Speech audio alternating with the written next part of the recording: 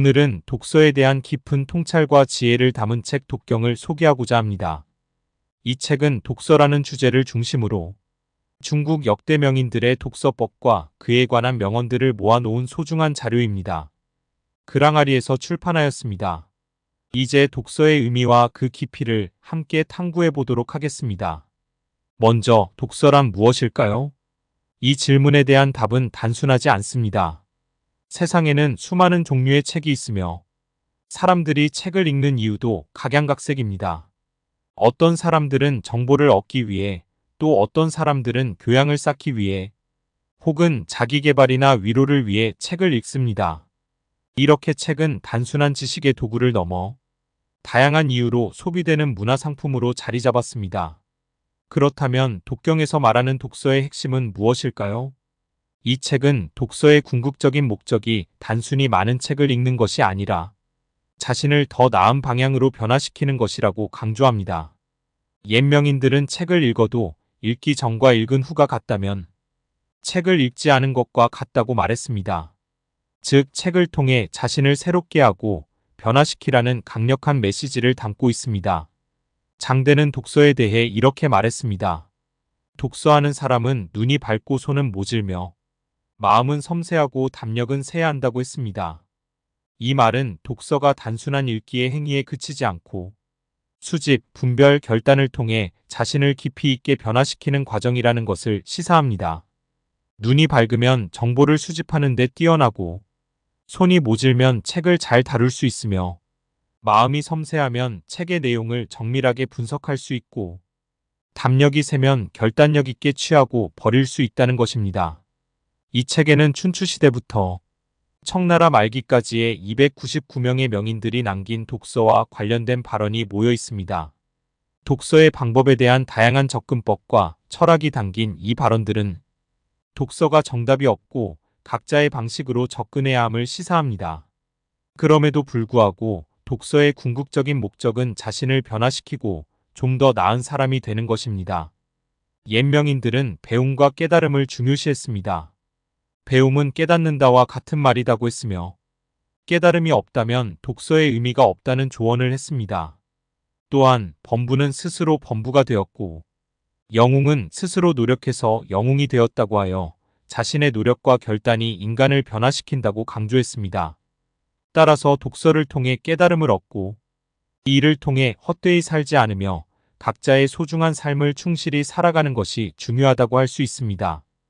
이 책의 편집자인 장믹런은 독경을 통해 독서법을 연구하는 이들에게 기초 자료를 제공하고 초학자들이 독서의 요령을 터득할 수 있도록 돕고자 했습니다. 하지만 오늘날 이 책은 단순한 독서법을 넘어서 독서의 본질과 의미를 탐구하는 도구로서 기능하고 있습니다. 시대를 초월하여 독서의 가치를 재발견하고 그 지혜를 현대의 삶에 적용하는 것이 이 책의 궁극적인 목표입니다. 책의 구성은 시대별로 명인들의 발언을 정리하여 독자들이 역대 학자들의 사상적 연원과 변천을 이해할 수 있도록 돕고 있습니다.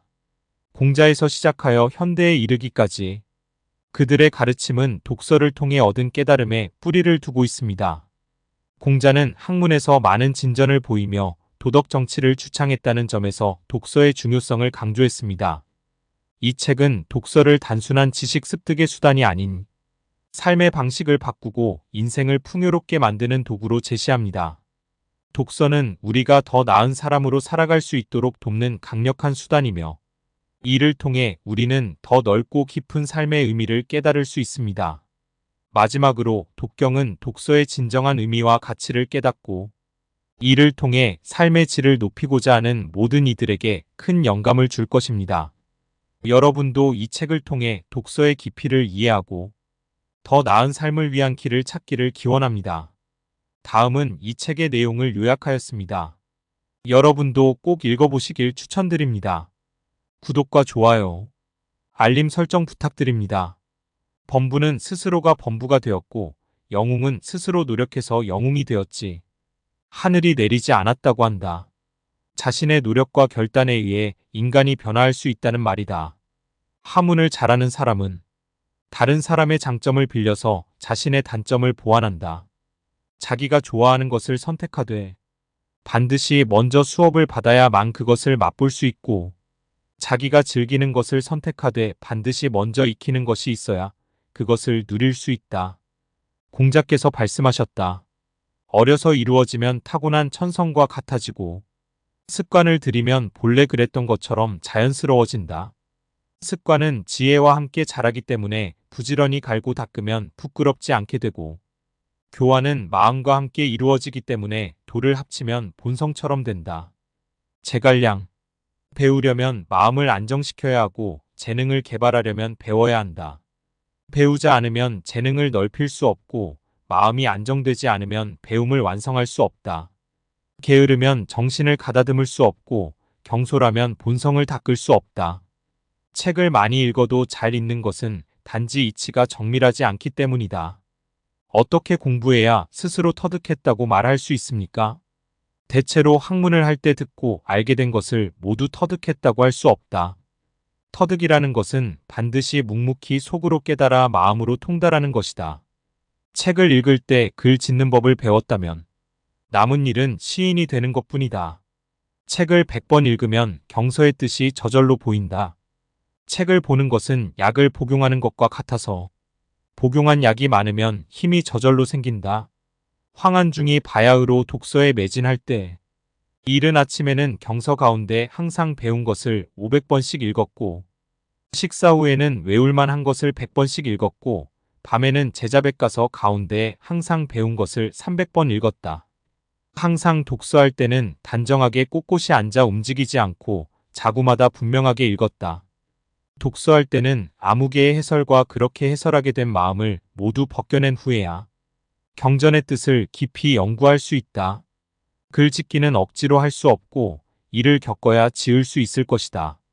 반드시 가득 채운 나머지에서 드러내고 흠뻑 젖은 후에 흘려야 최고점을 이룰 수 있다.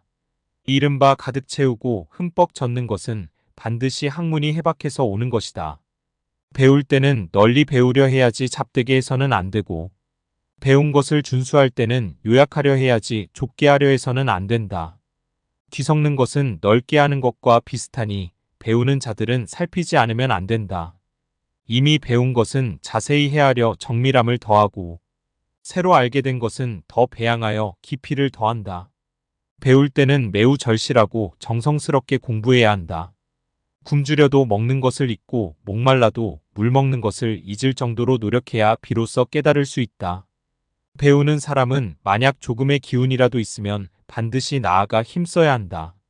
오직 이 기운조차 없어서 말도 할 수 없는 지경이 되었을 때야 비로소 휴식을 취할 만하다.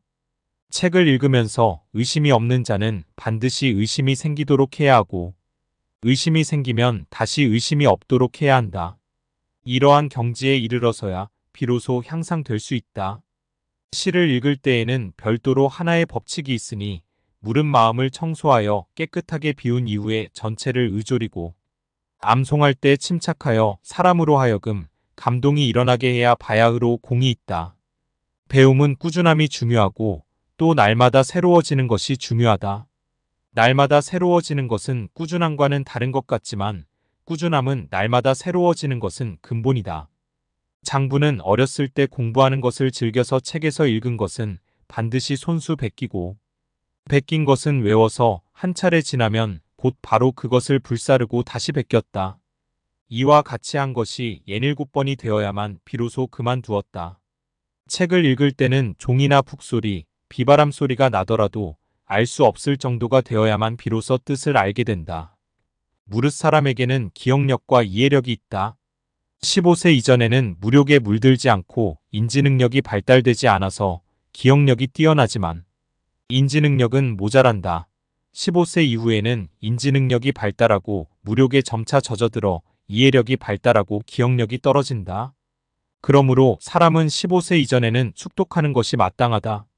사서오경뿐만 아니라 곧 천문, 지리, 사학, 산술 등과 같은 부류는 모두 가결이 있으니 모두 숙독해야 한다. 나이가 점점 들수록 책을 읽으려고 하지 않을 뿐만 아니라 소리내어 읽을 수도 없다. 깨달음은 모두 생각에서 나오기 때문에 생각하지 않으면 깨달음을 얻을 길이 없고 생각은 모두 배움에서 기인하므로 배우지 않으면 생각할 수 있는 것이 없다. 배우는 것은 깨달음을 구하는 방법이고 깨달음은 생각해야 통달할 수 있다.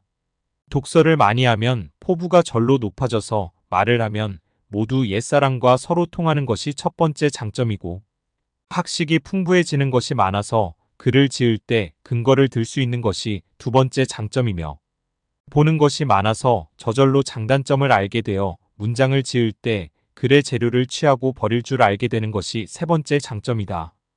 경전은 세로 줄이 되고 역사서가 가로 줄이 되며 경서는 의사가 진단하는 것과 같고 역사서는 의사가 처방하는 것과 같다.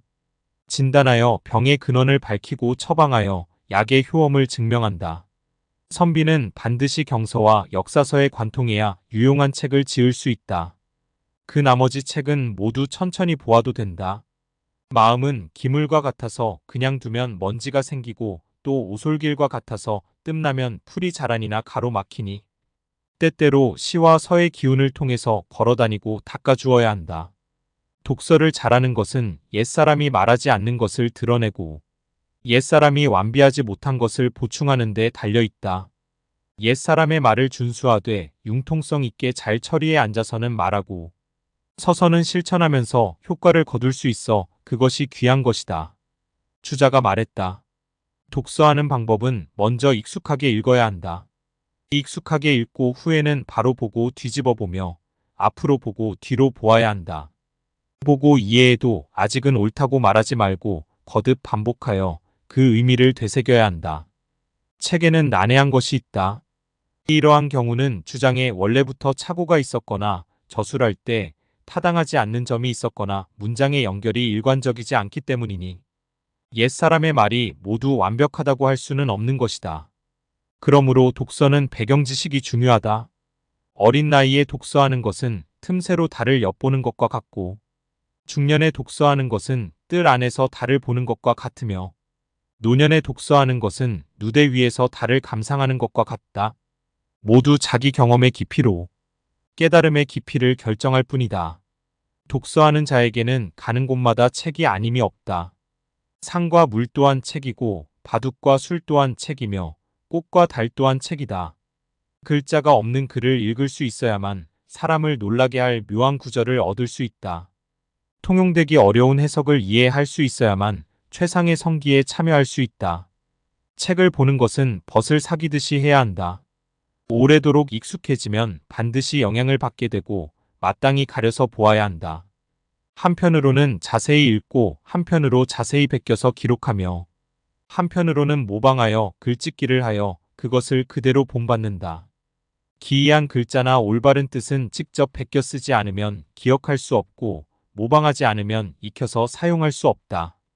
오늘도 저희 채널과 함께하여 주셔서 감사합니다. 구독과 좋아요, 알림 설정 부탁드립니다.